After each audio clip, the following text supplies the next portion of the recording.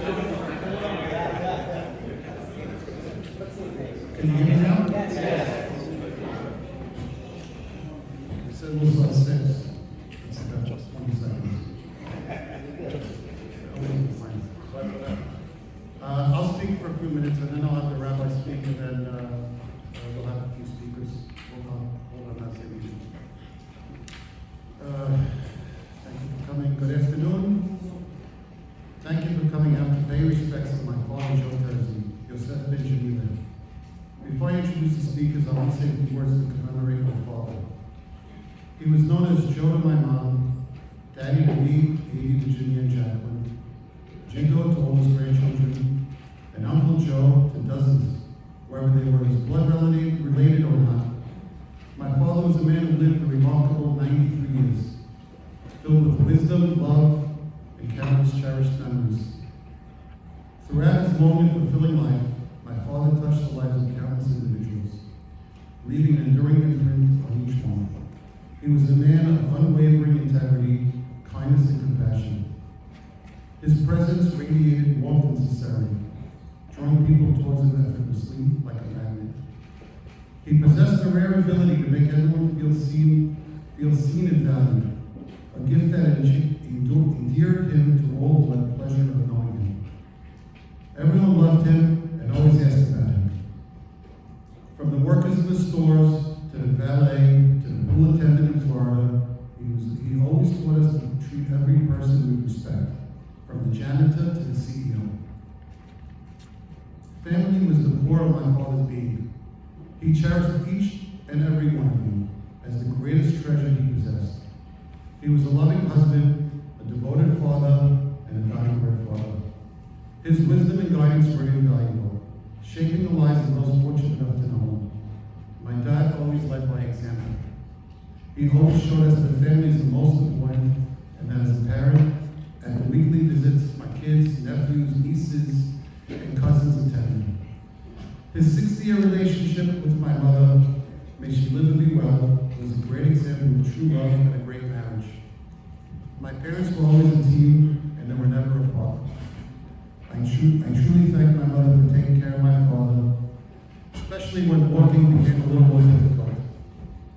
He also had the same friends for 80 years.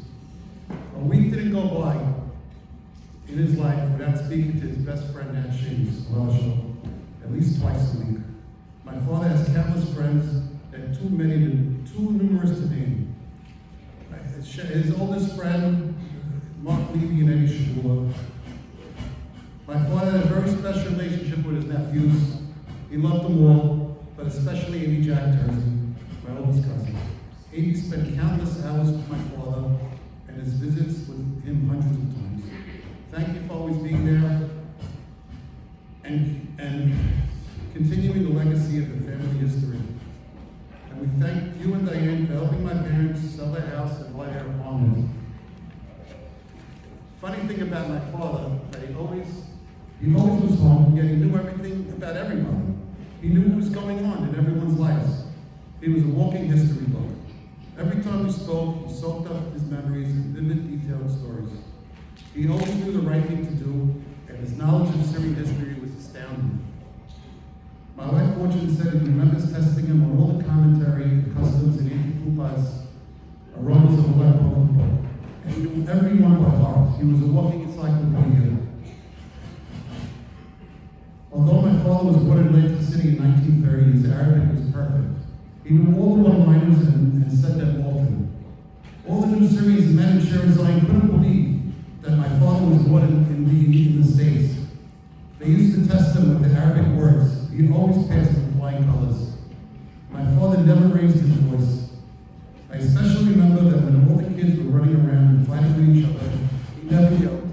He smiled, though the chaos, and felt that he was blessed. The kids were his joy. He was beyond thrilled to see my son Joseph first engaged, his first grandchild to get engaged. We were fortunate enough to have him in my house for a swinging dinner just 3 weeks ago. And I truly thank my son Albert for asking my mom to make dinner for some of us the night before he was leaving town. We need to celebrate the vibrant tapestry of his life. We will all remember his calm and comforted demeanor and his full head of white hair. We always recall the stories he shared, the lessons he imparted. Though he may no longer be physically present, the memories he created and the love he instilled within us will forever endure. I know my father's legacy lives through each one of us. Let us honor his memory by emulating his kindness, his resilience, and his unwavering spirit. As we look back on his remarkable life, may we be inspired to live the same integrity and kindness that he portrayed. My father always carried himself with dignity, and he passed away the same way he lived, with dignity. There are a few people I need to say thank you that went well above and beyond this week. Thank you to my fortune, my sister-in-law Michelle, and brothers-in-law Jack and Stevie for your help this week. Auntie Ruth and Auntie Jean for being here all week. Thank you, Nathan Dweck, who drove into Brooklyn to deal every morning for prayers and taking up and setting up at Virginia's house, and today, and for the shiver, and today's Arayat. And thank you to all the other grandchildren who pitched it this week. We have Jindo and Grandma to be proud. We say goodbye to a man who had a full, satisfying life, a life of love. Rest in peace, Daddy, and know that your memory and life lessons will forever be etched in our hearts. Thank you.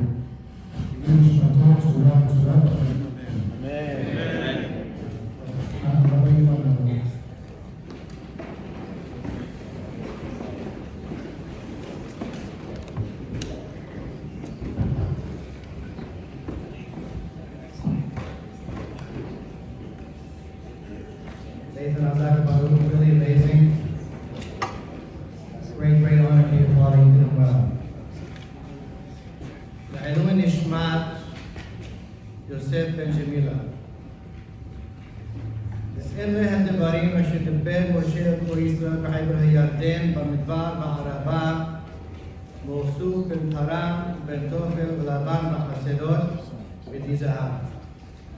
The famous opening of Moshe Rabbeinu's month-long monologue, or set of monologues, the last month of his life. But it opens in such an unusual manner that all the commentaries pick up on, with a list of locations, of places, of towns. Everyone wants to know what Moshe Rabbeinu want in his opening words that's supposed to catch the attention. There's nothing more important for a professional sermon than opening words.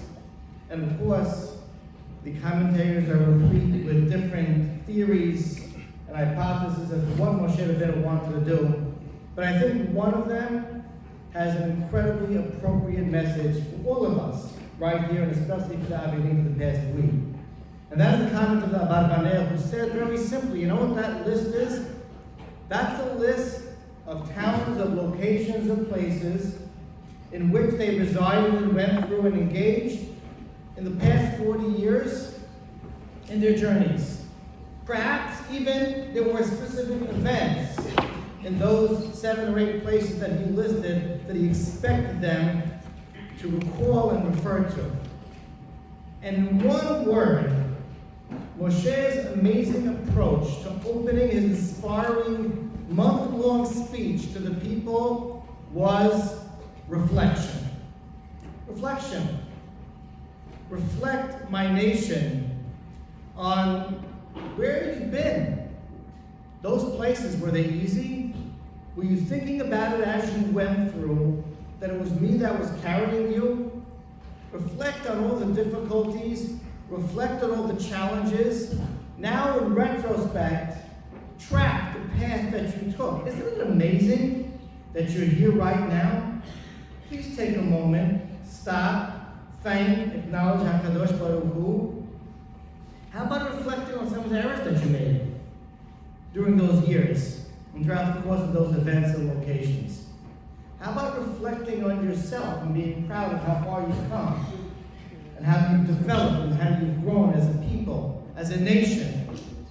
Moshe Rabbeinu, in his amazing strategy to inspire Am Yisrael, mirrored exactly the incredible and brilliant approach of the Torah and our Chachamim to Avilut, to mourning. Haji Avilut. But this family just went through this past week. And that is reflection. Nothing less than a reflection. Of course, we're remembering the incredible deeds, the great life, the accomplishments of the deceased. But way more than that, this past week, and I'm sure you can concur as you've experienced it, also forces you to reflect upon the great fortune that you've had. During the course of life, how often are you appreciative about the people around you? You get regulated. It becomes part of a routine. Unfortunately, you don't appreciate until you're able to reflect, look back in retrospect. How amazing were those years? How fortunate were we to have such a person in our presence? Thank you, Hashem, for that. But how about personal reflection? How about what we all tell ourselves when we hear these speeches and visit the Bet Avel, how short is life? How about the Sefer HaChanuch teaches us that the Avilut is an exercise forced upon us by Hachamim to reflect upon our errors. Our errors. Why am I here right now? I'm not so innocent. What do I have to improve upon? Have I been doing? How old am I right now? I should live to 120. Do the math. What does that leave us with? Left. We don't like to think of these things. How's my prioritization right now in my life? My usage of my day? Reflecting on where we are, where we were, where we should be, is a personal, incredible exercise that every one of the mourners engages in. What's my plans? Let's be honest. What's real in life? That is the brilliant approach that Hachamim and the Torah, HaKedoshah, has afforded us, the gift that has given us in going through this week as the Haggadim have just gone through. I want to tell you that personally I was not well acquainted with Mr. Terzi, but all the input that I've been talking to the boys about extensively, Nathan and A.B., are very close with. All the descriptions that I've heard conveyed by others, the sentiment, the feeling that I get is uncanny. Because it really pretty much, you see the term that Nathan used, I heard from everybody, depicts and describes a common picture of a person, and that means that it's all true, by the way. When you hear the same thing from the same people, you know that it's genuine, it's real, and it's authentic. And that is a person who treated everyone, man, woman, A to Z, Hakam to Nad, great stature to less, even Jew to non-Jew, with decency, with respect, in a dignified manner, in a non-judgmental way. Hachamim teach us in Pirkei Avot, who's the honorable person? Simple. Hamechabed et habriyot. If you are able to offer respect and honor and decency to every single person, is automatic honor that comes to you. You never have to worry about seeking honor. If you seek honor, it's false. If it comes to you automatically, it's real. And the people that honor others are honorable people, Hachamim tell us. And that is exactly the depiction and picture that's painted from all the relatives and all the acquaintances of Mr. Joe Terzi. Not interested in nonsensical, frivolous parts of life, and people's bickering and arguments. It's a fun thing to him to watch. Even keel, straight, consistent in attitude, consistent in behavior, simple but consistent was what he wants from us. Very satisfied with his possessions, his life, not seeking more, not feeling empty and void. Rabotai, these words are very simple. But is that not who we are? Is that not who we know the older generation to be? Is that not what we're proud of? Is that not the fiber of our existence? You know, that generation didn't have the educational opportunities that we have today. Torah, Baruch Hashem, abound. Opportunities of spirituality all over the place. No excuses, right? You know what? If they were alive and they grew up where we grew up, They'd be going to the same classes and growing the same way. But what they had, very apparently, that we seem to be losing is that fabric of that character just described. Is that basic respect, that basic treatment of people, that humility, the simple things that came from the older generation and the old country, the lack of expectancies in life, no entitlement, no expectancies. What Hashem gives me is what Hashem wants. It's so much easier said than done. It was lived by that previous generation. That was life. That embodied a whole century and millennia of people that preceded us. As a high school teacher for well over 2 decades, I can tell you, we're losing that. We're losing that. We need to reflect on the lives of beautiful, simple, but beautiful people like Mr. Joe Terzi to remind us that that is who we are. Above and beyond everything else, that's who we are. That's who we're. We thank him for representing such a life that really just reflects his parents and parents before him, but reminds us what we really need to get back to business and living. And I'll end by saying this famous pasuk from Mishlei, that's Ateret Zepenim Bene Banim, V'Teferet Banim Abutam. What's the crown? What's the crown of the elders?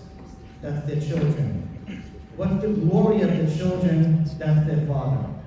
And I want to tell you, as much as the boys, and I apologize to the girls, I still the boys so well, I speak to them a lot, have been describing so eloquently this past week is really themselves.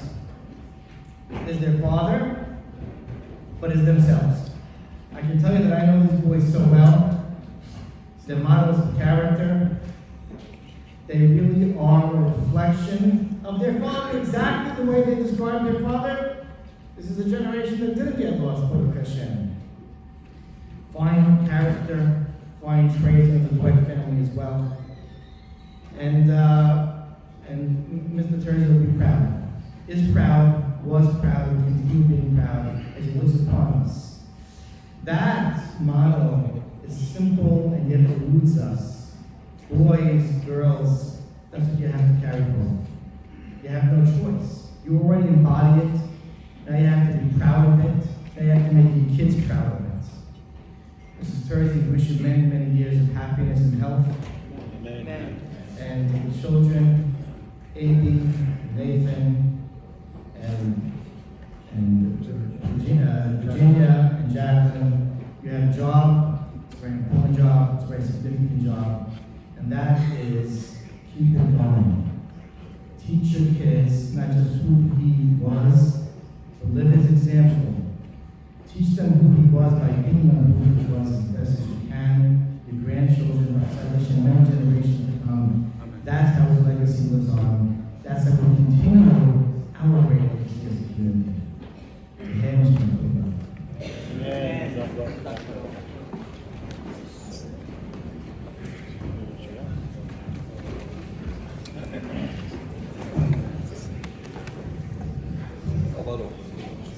Mr. Joe Terzi, myself and Jamila, was a man of fine character, a family man, a man of tradition, one who taught those around him by example.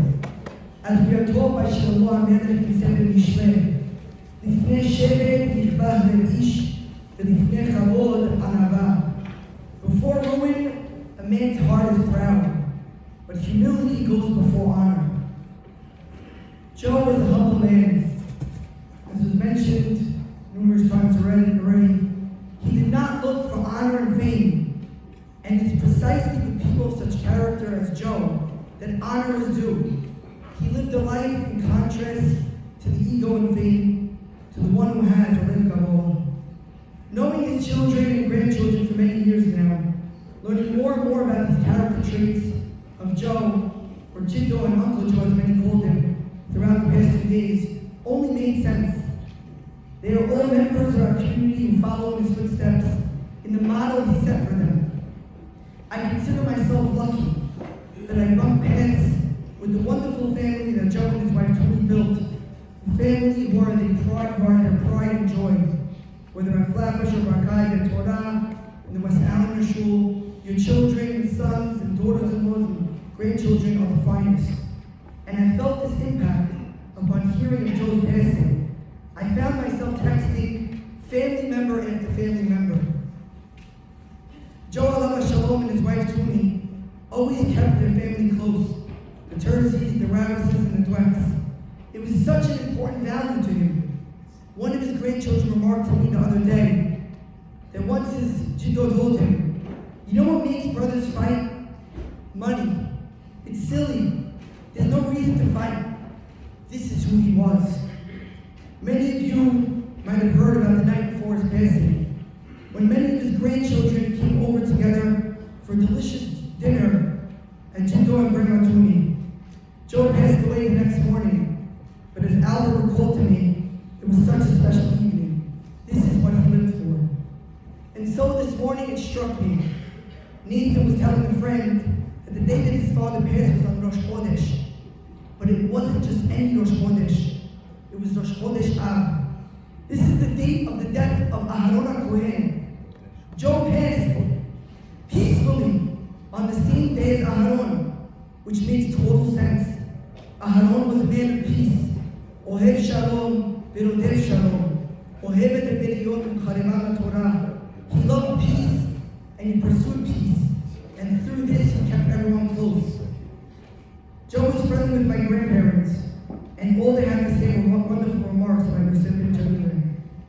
When Aharon died, it was all of Israel, men and women, that mourned his death.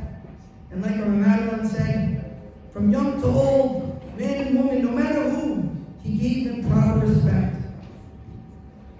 The day that Aharon died was the day to recognize the loss of an important leader, a crucial figure in the nation of Israel. With Joe, it is no different. We lost an important man, a man whose values taught us so much, whose only real pride were not material accomplishments. They were in his true accomplishments that he and his wife Tuni built together. Tuni, Amy, Nathan, Virginia, and Jacqueline, as well as Fortune, Michelle, Jack, and Stevie. We mourn the loss of an important figure, a husband and a father, a special man. But his legacy, his true kavod, his true honor, lives through all of you and through his wonderful grandchildren. May you find comfort in the legacy that he built. And may we keep his memory alive by doing our best to emulate the type of person Joe was. We're in a time right now leading up to the days of Tisha B'Av. And if we're talking about a man of shalom, and we're mourning a time where shalom is lost, the only way to rebuild, the only way to bring back the Beit HaMikdash is by pursuing that peace, just like Aharon HaKohen stood for, and Joe Terzi, Yosef and Janina stood for. Tehei Shnato Seura, Yisora. Thank you, Terzi.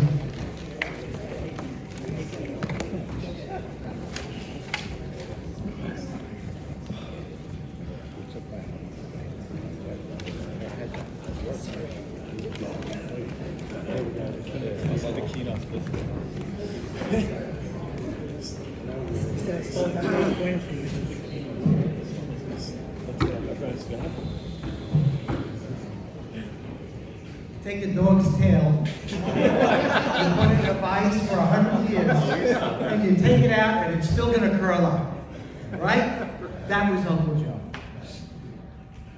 He would kill me right now if he heard me up here. What are you doing?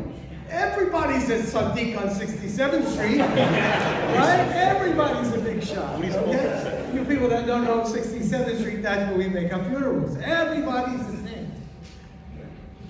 But he really was. My relationship obviously goes back to him, goes back many, many years. I have to give a little bit of the Torah, you'll excuse me, okay? Not my field. But one pasuk stands out for me when I think about Uncle Joe. Baruch atah beborecha, baruch atah b'tzidkecha. You're blessed when you come into this world, and you're blessed when you leave. And they ask, okay, you're blessed when you come. You have no sin? Do you have anything? But he left this world with no sin. His love of his family, his love of the people was unparalleled.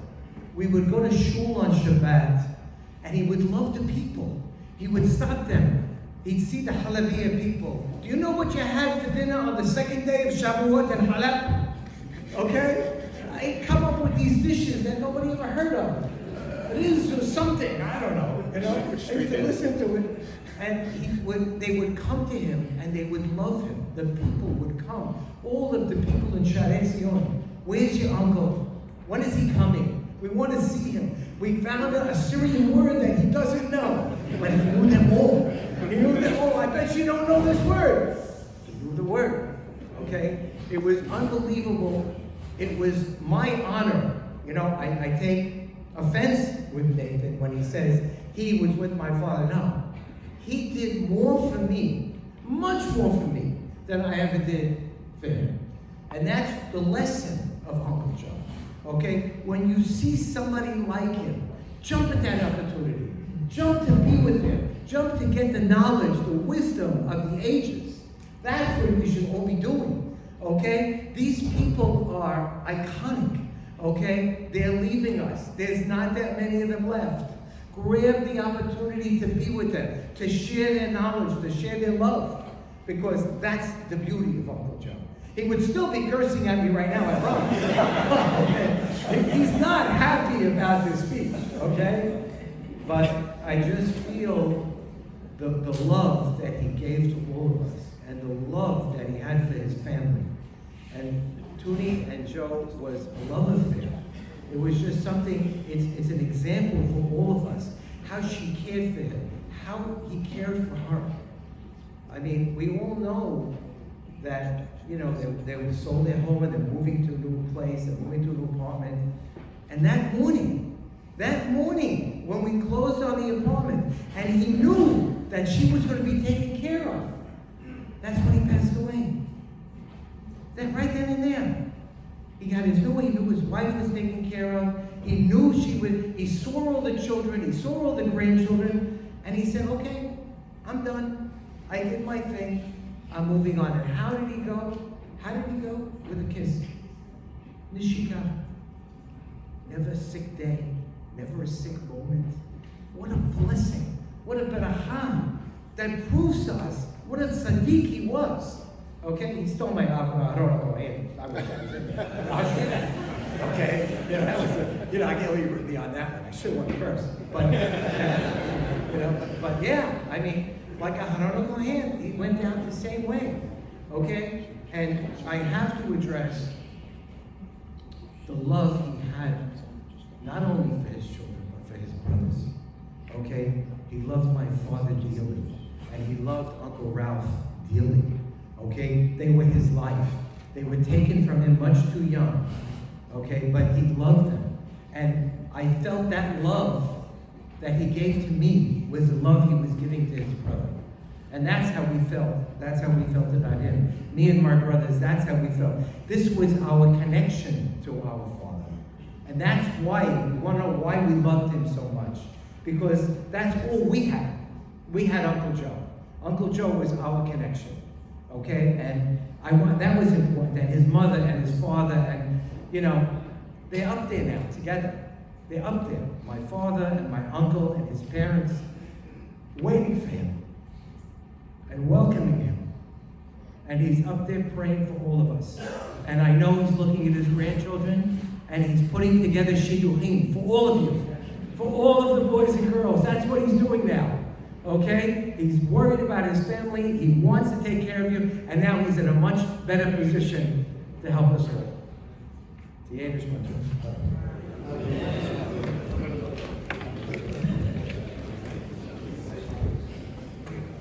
Next speaker is Eddie Rouse.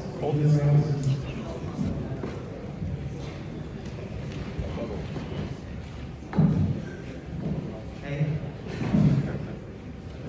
I think people usually reference the pot diagram, but I think I'm going to leave that down for Terzi. I just want to touch on a point that Uncle Avi made at the funeral. He said that Judah was very treated, and he treated his nephews like they were his own. Looking back, it's obvious now that those same family values were passed down from Jadot to his children and grandchildren. 2 generations later, speaking from experience, the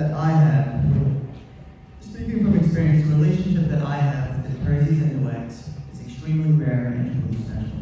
I remember the exact day when I realized this. We were all together at Grandma's house on a Saturday for lunch, and which was very typical.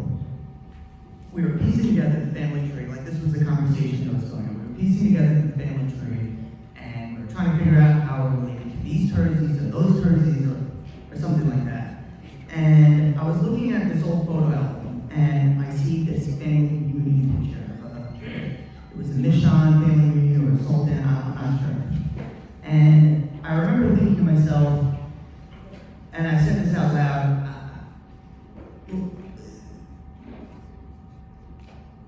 why don't we have one of those? Like, why don't we have those family reunions?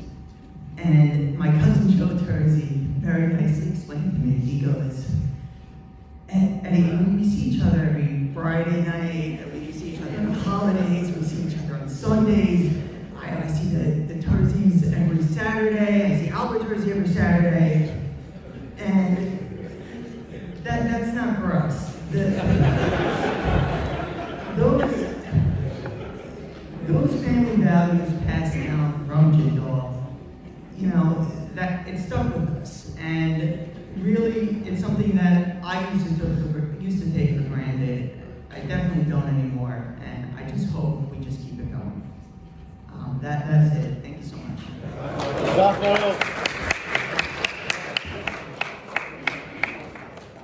Next speaker, Joe A.B. Terzi.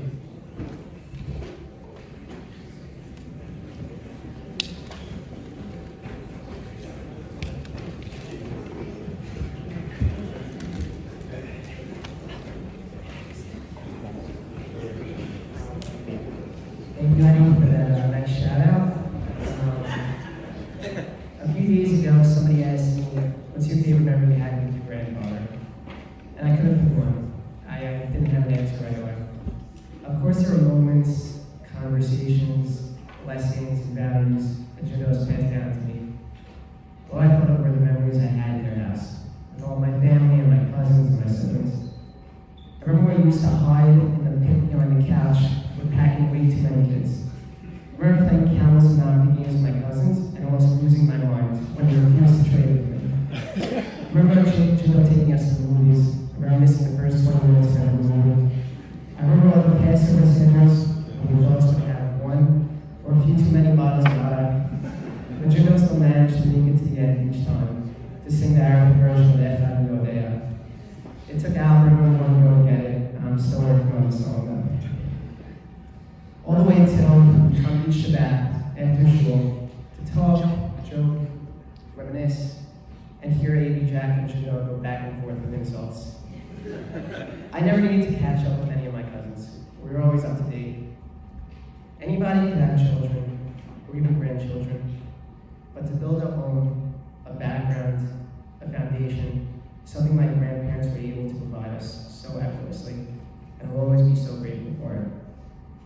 I'm only the sum of my parents, grandparents, siblings, and cousins I've been surrounded by. The work ethic my cousins have, especially Eddie, makes me want to work harder.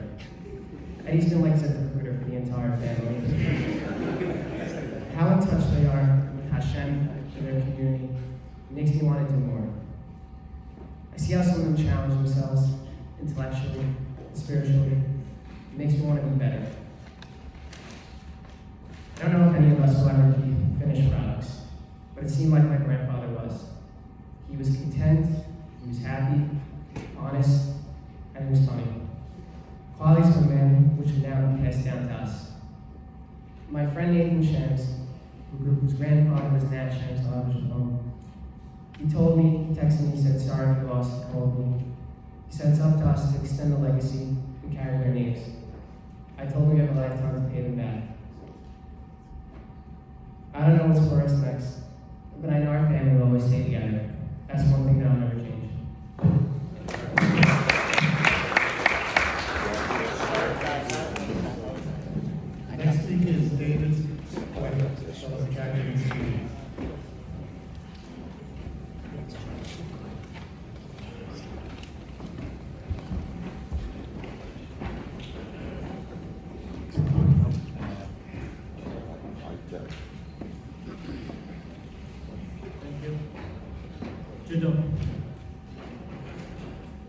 time any of us walked into Grandma and Jiddo's house, and you can ask any of the cousins, they'll confirm this,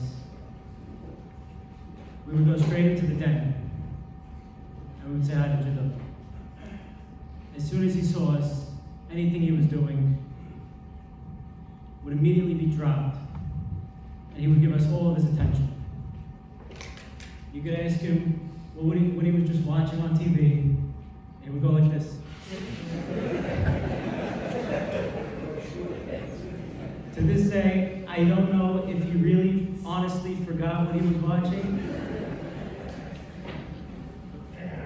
But regardless, he made us feel important by giving us all of his attention. And his family was always his priority.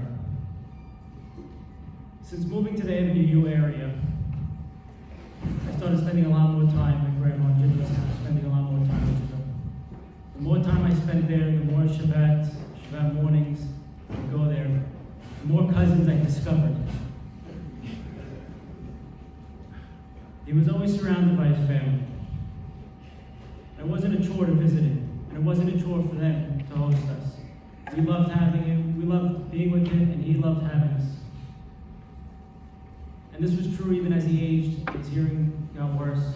He couldn't always fully participate in the conversations, but he was always there. Sometimes we would sit around the table, and we would talk amongst each other, and Grandma would tell us, talk to Jiddo. And so we would talk to Jiddo. Jiddo would talk to Grandma and say, what'd they say? Grandma would turn back to him and say, ask them. And so we would speak louder. Jiddo would turn to Grandma, why are they yelling at me?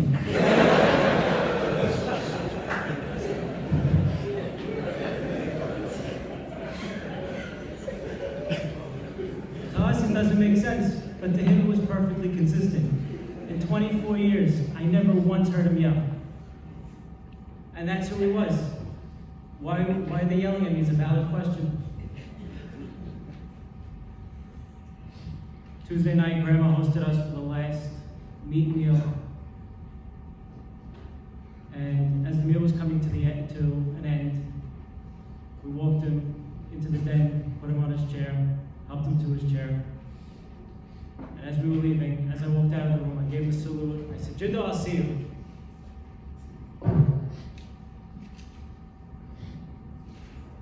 I never will get to see him again.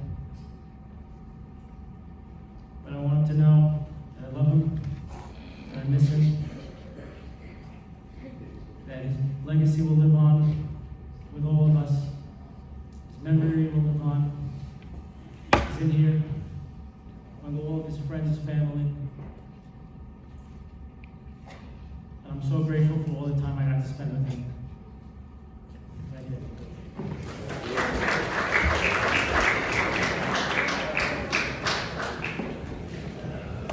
And the last speaker tonight, Albert Nathan Terzi.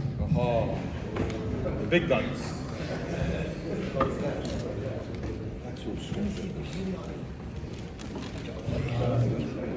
It seems like you could have had another one speak for me. Yeah, I mentioned it a few times. Okay. First of all, we can't believe we're here, but we're here.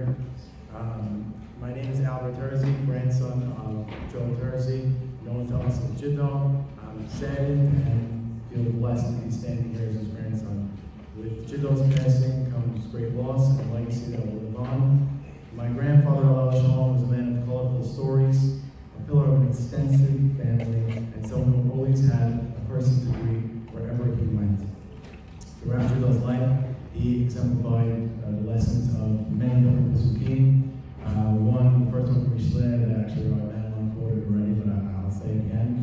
Ated Sekenim B'nei Banim, V'tiferet Banim Avotam. In English, grandchildren are the crown of their elders, and the glory of children is their parents.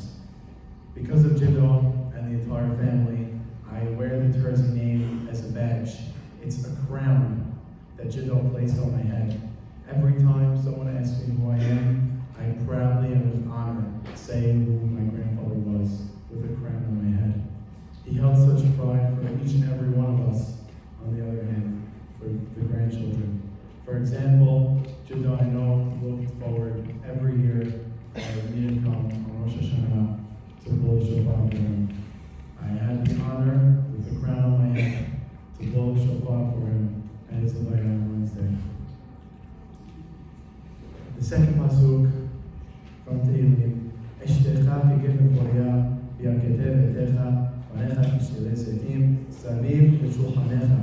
Your wife shall be like a fruitful vine within your house, your children like olive saplings around your table. My grandfather lived and passed away in this manner, with his family surrounding him at his table. I think everybody heard the story already. We said the story, but we were lucky enough Tuesday night. So first, we've been mourning for a few weeks. I hadn't seen my grandparents in about 2 weeks. My mother was on the phone with my grandmother, with Grandma Tuni, when I was at the beach with her on Friday. And I said, you know what? Mom passed me the phone. I took the phone from her. I said, hi, Grandma. You know, I haven't seen you. Maybe let's do dinner one of these nights. And she says, okay, I don't know. Maybe let's do Monday. I said, let's do Tuesday. She goes, I don't know. I'm playing cards Tuesday. I said, Grandma, I think we're going to do Tuesday.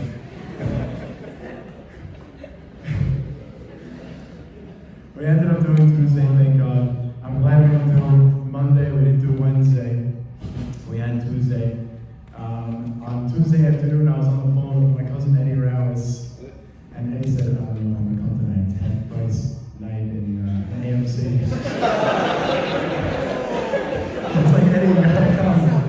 You'll go next week to the movies. You'll go a different night.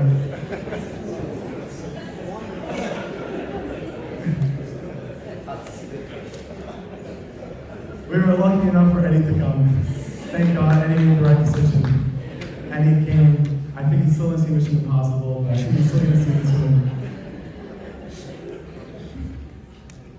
During that dinner, which will be etched in our hearts forever,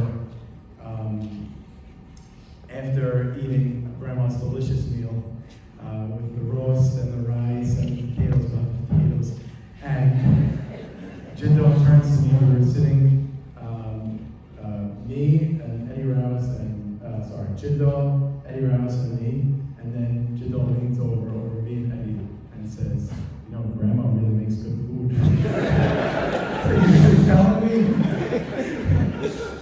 And then Grandma says, no, your mother makes so much better food than I do. Grandma makes delicious food. Grandma, I love you. Okay. Jiddo's really funny. Okay, other than that one-off, the exceptional Tuesday night, we spent many, many Shabbat mornings there. We used to run there after Minyan on Saturday morning. We would collect the troops out of the Torah. We would run out of there either on the scooters, on the skateboards. When we got there, we would chuck the skateboard on the side, throw the scooter if anyone's seen it, and we run in. The second we come in, hey! Right from Shidor, if you came to the Solomon, you'd hear, Solomon! Jiddo always smiled and gave us the best greetings. He kept the family close, including his nephews and their sons and their son-in-laws. Grandma Tuni refers to Spiegel as, rain, sleet, and snow. Because he was there every week, no matter what, with his son and his daughter. And they would come over to Jiddo, who was their great-great-uncle, right? Their grandfather's uncle. And they would come over and give him a kiss. One time, one of my dad or uncle's friends came over one Shabbat. Many Shabbatot, we had many of them come over. One Shabbat, one of them comes and he sees the big tub of doers on the table. My grandfather loved the doers. He only bought, I think it was the gallon, the big one. He sits down and he says, oh my God, I didn't know they made the bottle this big. I said, I didn't know they made it any smaller.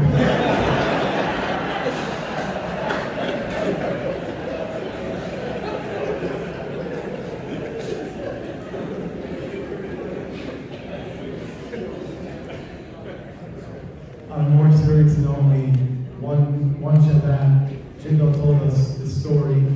I think it was about 8 years ago when he fell. He hurt himself. He was in the hospital. He said he was sleeping. I don't know if I should say the story. He was sleeping, and the Malach HaMavet comes to him and says, "Joe, it's time to go."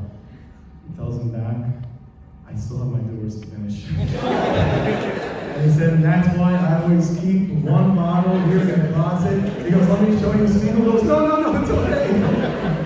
He takes it out, he puts it on, he said, This is why I always keep one extra bottle here. And he bought himself a few more years. My grandfather, Allah Shalom, even though we always saw him, when I was born, he was turning 72 already. He retired when he was 80. After that, if he wasn't in Florida, he was home. So for much of the time that I know him, he was home. So I thought, as we thought, the grandchildren maybe thought that he was our old grandfather who just stayed at home. But that was not the case. He was actually a celebrity. When we wheeled him, me, Elliot Rouse, and Eddie Rouse, on the first day of Pesach, I think it was 5 years ago, we wheeled him. It was very important for him to go to Amy Jack's grandson's Brit Milah. I believe it was Spiegel's son's Brit Milah. We wheeled him to SLC from his house on East 9th to the Brit Milah, and when we wanted to leave, he couldn't leave. Everybody came over to him. We're like, we gotta get out of here already. And everybody came over to him. We really didn't know he was a celebrity until then. My grandfather kept generations of his family alive. We heard many stories of his father, of his mother, of his grandfather, Terzi was the first Terzi. He's the real patriarch who came to the country in 1905. We used to talk about him sometimes.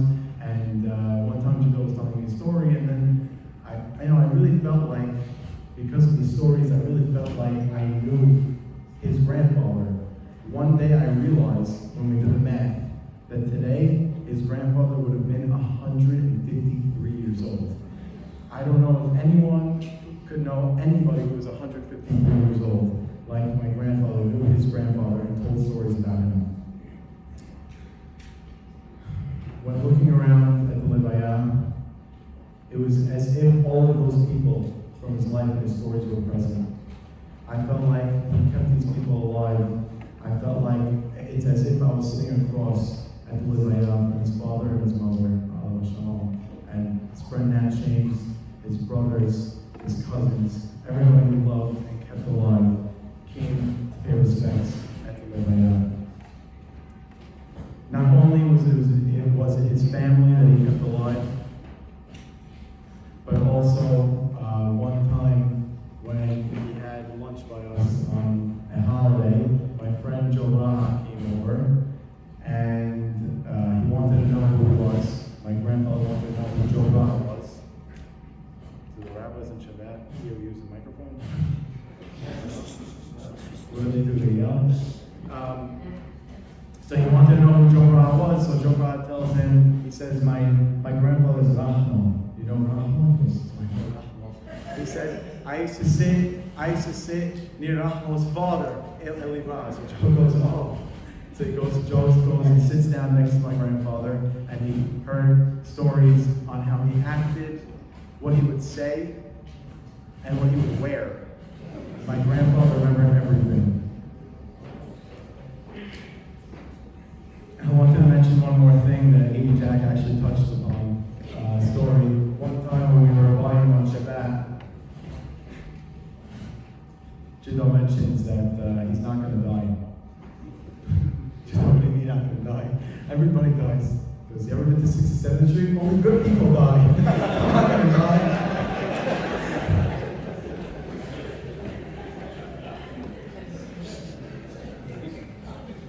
Anyway. I was lucky enough to spend so much time with Jiddo. He lived with humility, to be grateful, to never complain, and to feel close to so many people. Moments with him will forever carry my heart, and his character is an example I strive towards. May we continue to live his legacy. Professor Hayim